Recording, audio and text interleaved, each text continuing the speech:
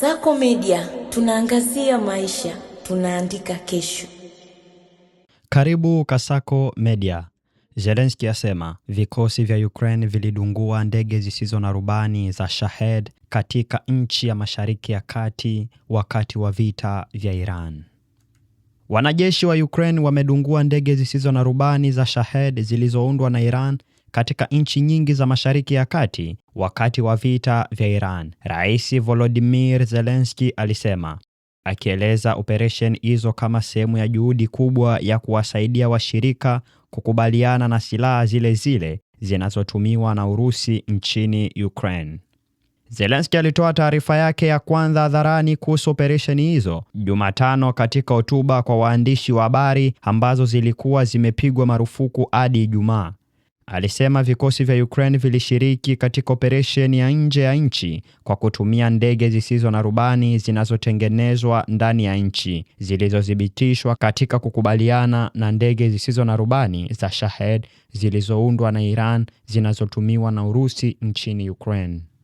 Hili alikuwa kuhusu dhamira ya mafunzo au mazoezi, bali kuhusu usaidizi katika kujenga mfumo wa kisasa wa ulinzi wa anga ambao unaweza kufanya kazi kweli, Zelensky alisema. Ukraine ilishiriki katika operesheni za ulinzi kabla ya makubaliano ya kusitisha mapigano Mashariki ya Kati kufikiwa miongoni mwa Iran, Marekani na Israeli wiki. Zelensky hakutaja nchi zilizohusika, lakini alisema wafanyakazi wa Ukraine walifanya kazi katika mataifa kadhaa wakisaidia kuimarisha mifumo yao ya ulinzi wa anga.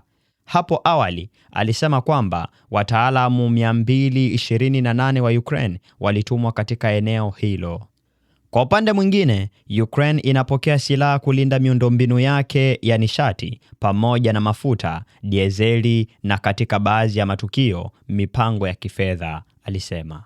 Kiongozi huyo wa Ukraine alisema makubaliano hayo yataimarisha utulivu wa nishati wa Ukraine na kuelekezea ushirikiano huo kama kitu ambacho kingeuzwa, huku Kiev ikitaka kurasimisha na kupanua jukumu lake la usafirishaji nje wa ulinzi.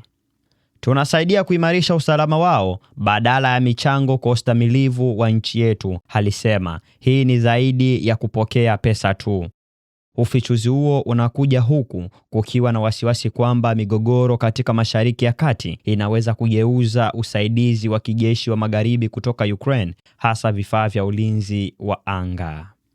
Lakini Zelensky alisema kwamba washirika wanaendelea kusambaza makombora kwa ajili ya mifumo ya Patriot, akiongeza kwamba kundi jipya limewasili katika siku za hivi karibuni na kwamba Ukraine ilikuwa ikishirikiana na washirika wote kuhakikisha ulinzi wake wa anga unabaki mahali pale.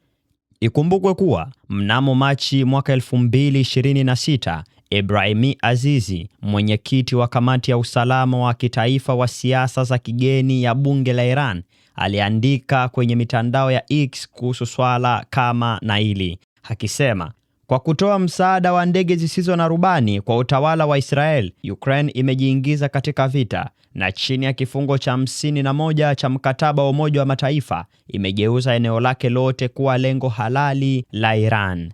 Swali ni kwamba Iran itachukua maamuzi gani baada ya kauli hii kutoka katika kinywa cha Rais Volodymyr Zelensky? Ili kupata mengi zaidi, basi jiunge na Kasako Media.